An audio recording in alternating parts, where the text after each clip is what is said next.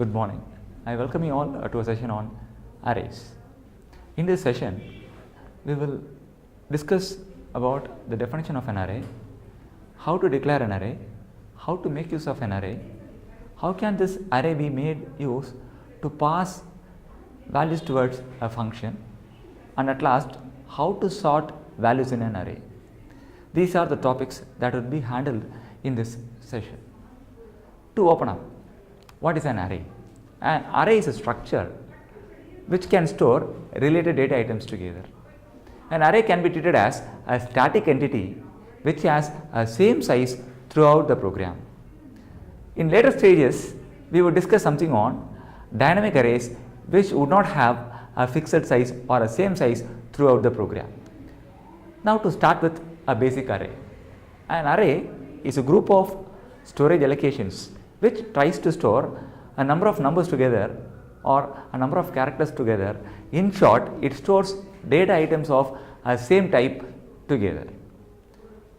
Okay, we have discussed that an array is a collection of similar data items which are placed at continuous storage allocations.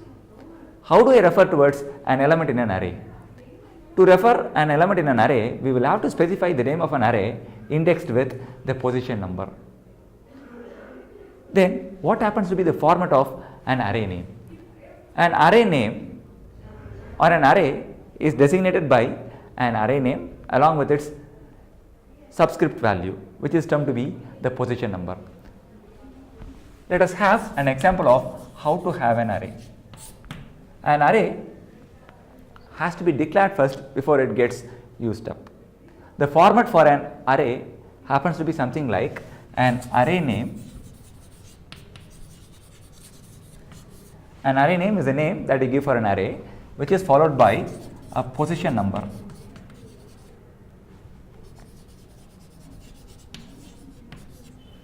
This is the normal format of any array.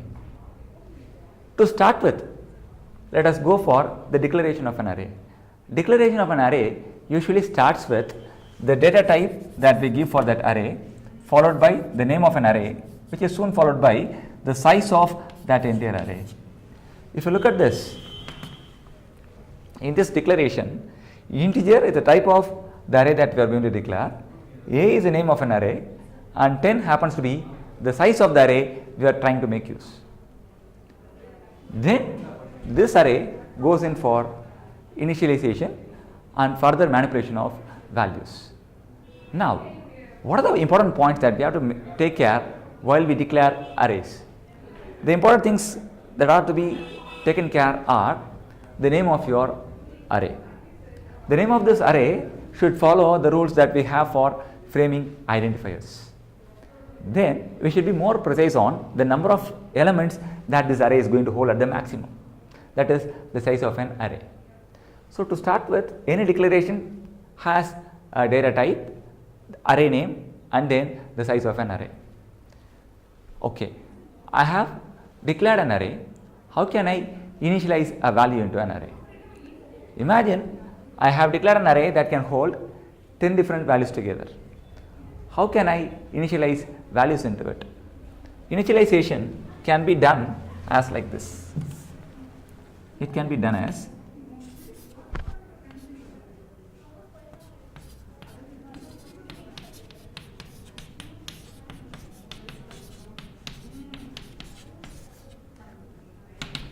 this tries to declare an array of size 10 as well as initialize values into my array. The next question that arises on your mind is, I have declared an array of size 10, but where in this array would all these values be stored? As soon as I declare an array of size 10, the positional indices start flowing from 0 till a value which is size minus 1. For example, if I had declared an array of size 10, then an array of size 10 gets created, and every position of this is getting indexed starting from 0 that runs till n minus 1, where n is the size of the array that we have declared. In our case, it starts from 0 and runs on till 9. So at a of 0, 1 will be stored, a of 1 to 2 will be stored, A of 2, 3 will be stored, and so on up to A of 9 where 10 gets stored. This is how we initialize values into an array. In our example, we have declared an array of size 10 and we have tried to initialize this array with 10 instant values. You might ask me a question, sir, I have declared an array of size 10, but unfortunately I have initialized the array with only 5 values. What has happened? These 5 values would occupy the first 5 positions in your array, whereas the rightmost ones would be left as 0. If there are too many values to be inserted, there is a huge possibility to come across a syntax error. So, you can directly assign a value towards a particular position in an array. How does that happen? Say for example, if I want to initialize the third position in my array, I can straight away say that A of 2 happens to be 3.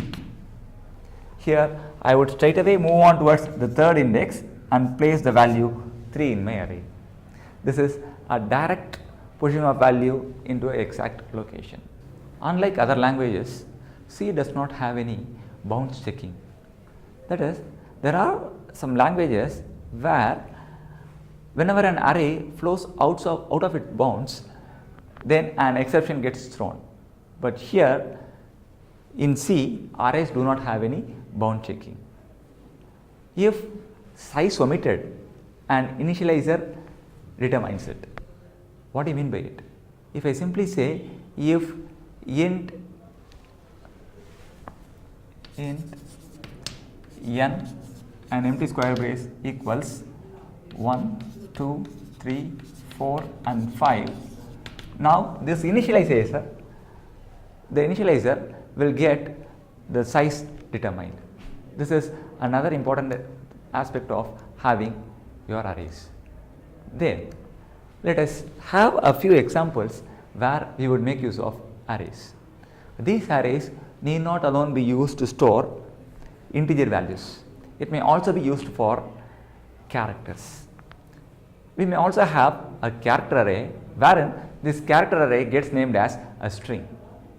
For example, a string hello is a static array of characters H, E, L, L, O, which usually terminates with a null character. Let us have a simple example. I would wish to have a string which has a string first stored into it. How will it look like? Imagine I have a character array whose name is S, wherein I store the characters F, I,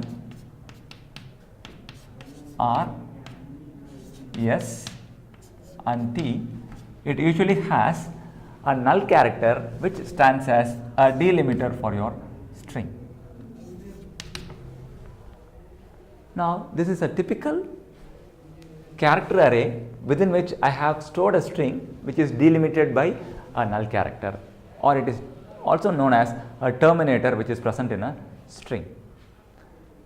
Now in this string I can directly access any character present in the array. It is as like I had referred A of 2 as 3 in my integer array. I can go out and still refer S of 2, which in this case is 0, 1, 2, which returns you a character R. Then we can read characters until a white space is encountered. We can write beyond the end of an array, but please be careful. I again repeat, we do not have bounds checking in arrays. Then I have an array. Where can I make use of this array? This array can be made use to pass values for a function. The thing is, you should specify an array name without brackets. You declare an array like int A of 10, but while passing this as a value for a function, you do not specify the brackets, but you simply have the array by its name, and you can have another extra parameter which mentions the size of your array. That is, for example,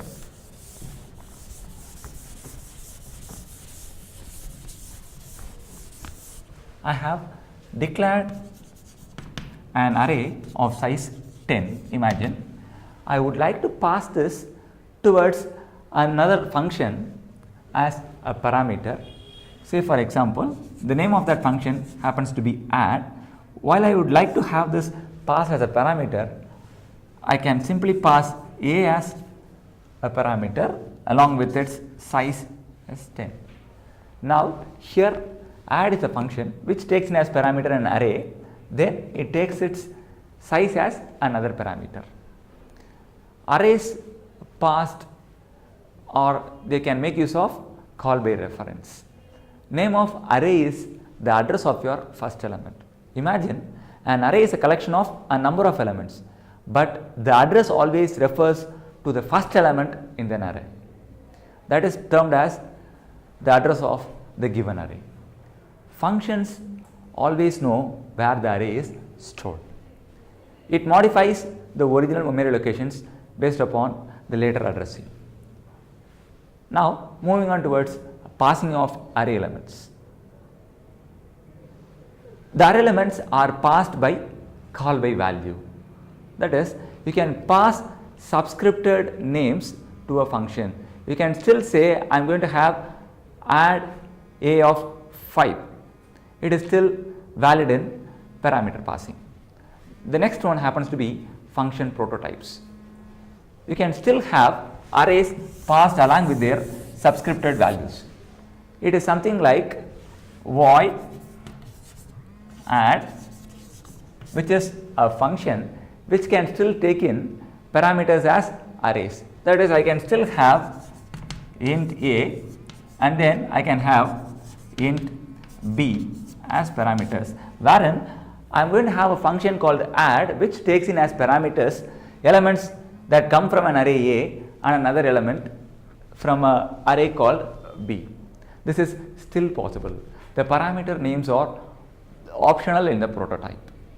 Int B could be simply int and the int array size could simply be int. This is how we pass arrays towards functions.